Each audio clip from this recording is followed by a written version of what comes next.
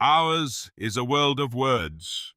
Quiet we call silence, which is the merest word of all, Al-Araf. Listen to me, said the demon, as he placed his hand upon my head. There is a spot upon this accursed earth, which thou hast never yet beheld. And if by any chance thou hast beheld it, it must have been in one of those vigorous dreams, which come, like the simoon, upon the brain of the sleeper, who hath lain down to sleep among the forbidden sunbeams. Among the sunbeams, I say, which slide from off the solemn columns of the melancholy temples in the wilderness. The region of which I speak is a dreary region in Libya, by the borders of the river Zaire, and there is no quiet there, nor silence. The waters of the river have a saffron and sickly hue, and they flow not onwards to the sea, but palpitate forever and forever, beneath the red eye of the sun, with a tumultuous and convulsive motion. For many miles on either side of the river's oozy bed is a pale desert of gigantic water lilies. They sigh one unto the other in that solitude, and stretch towards the heaven their long ghastly necks, and nod to and fro their everlasting heads. And there is an indistinct murmur which cometh out from among them, like the rushing of subterrene water, and they sigh one unto the other. But there is a boundary to their realm, the boundary of the dark, horrible, lofty forest. There, like the waves about the Hebrides, the low underwood is agitated continually, but there is no wind throughout the heaven. And the tall primeval trees rock eternally hither and thither with a crashing and mighty sound, and from their high summits one by one drop everlasting dew. And at the roots strange poisonous flowers lie writhing in perturbed slumber, and overhead with a rustling and loud noise the gray clouds rush westwardly forever, until they roll a cataract over the fiery wall of the horizon. But there is no wind throughout the heaven, and by the shores of the river Zaire there is neither quiet nor silence. It was night, and the rain fell, and falling it was rain, but having fallen it was blood. And I stood in the morass among the tall lilies, and the rain fell upon my head, and the lilies sighed one unto the other in the solemnity of their desolation.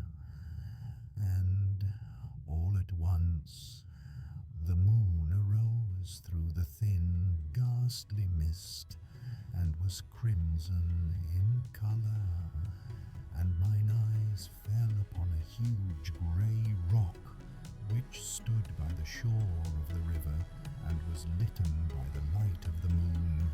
And the rock was grey and ghastly and tall, and the rock was grey. Upon its front were characters engraven in the stone, and I walked through the morass of water lilies until I came close unto the shore, that I might read the characters upon the stone. But I could not decipher the characters, and I was going back into the morass when the moon shone with a fuller red, and I turned and looked again upon the rock and upon the characters. And the characters were desolation, and I looked upwards, and there stood a man upon the summit of the rock, and I hid myself among the water lilies that I might discover the actions of the man. And the man was tall and stately in form, and was wrapped up from his shoulders to his feet in the toga of old Rome, and the outlines of his figure were indistinct, but his features were the features of a deity, for the mantle of the night, and of the mist, and of the moon, and of the dew, had left uncovered the features of his face, and his brow was lofty with thought, and his eye wild with care, and in the few furrows upon his cheek I read the fables of sorrow and weariness, and disgust with mankind, and a longing after solitude. And the moon shone upon his face, and upon the features of his face, and oh, they were more beautiful than the airy dreams which hovered about the souls of the daughters of Delos. And the man sat down upon the rock, and leaned his head upon his hand, and looked out upon the desolation.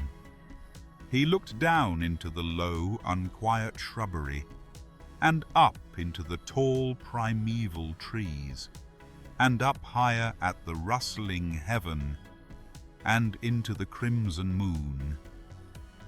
And I lay close within shelter of the lilies, and observed the actions of the man. And the man trembled in the solitude, but the night waned, and he sat upon the rock. And the man turned his attention from the heaven, and looked out upon the dreary river Zaire, and upon the yellow ghastly waters, and upon the pale legions of the water lilies. And the man listened to the sighs of the water lilies, and of the murmur that came up from among them. And I lay close within my covert, and observed the actions of the man. And the man trembled in the solitude, but the night waned, and he sat upon the rock. Then I went down into the recesses of the morass, and waded afar in among the wilderness of the lilies, and called unto the hippopotami, which dwelt among the fens in the recesses of the morass. And the hippopotami heard my call, and came with the behemoth unto the foot of the rock, and roared loudly and fearfully beneath the moon. And I lay close within my covert, and observed the actions of the man. And the man trembled in the solitude, but the night waned, and he sat upon the rock. Then I cursed the elements with the curse of tumult, and a frightful tempest gathered in the heaven where before there had been no wind. And the heaven became livid with the violence of the tempest, and the rain beat upon the head of the man, and the floods of the river came down, and the river was tormented into foam, and the water lilies shrieked within their beds, and the forest crumbled before the wind, and the thunder rolled, and the lightning fell, and the rock rocked to its foundation. And I lay close within my covert, and observed the actions of the man. And the man trembled in the solitude, but the night waned, and he sat upon the rock. Then I grew angry and cursed with the curse of silence, the river and the lilies and the wind and the forest and the heaven and the thunder and the sighs of the water lilies. And they became accursed and were still. And the moon ceased to totter in its pathway up the heaven, and the thunder died away, and the lightning did not flash, and the clouds hung motionless, and the waters sunk to their level and remained, and the trees ceased to rock, and the water lilies sighed no more, and the murmur was heard no longer from among them, nor any shadow of sound throughout the vast, illimitable desert. And I looked upon the characters of the rock, and they were changed, and the characters were silent. And mine eyes fell upon the countenance of the man, and his countenance was wan with terror, and hurriedly he raised his head from his hand, and stood forth upon the rock, and listened. But there was no voice throughout the vast, illimitable desert, and the characters upon the rock were silence. And the man shuddered, and turned his face away, and fled afar off, and I beheld him no more. Now there are fine tales in the volumes of the Magi, in the iron-bound, melancholy volumes of the Magi. Therein, I say, are glorious histories of the heaven and of the earth and of the mighty sea, and of the genii that overruled the sea, and the earth, and the lofty heaven. There was much lore, too, in the sayings which were said by the Sibyls, and holy, holy things were heard of old by the dim leaves that trembled around Dodona. But, as Allah liveth, that fable which the demon told me as he sat by my side in the shadow of the tomb, I hold to be the most wonderful of all. And as the demon made an end of his story, he fell back within the cavity of the tomb and laughed.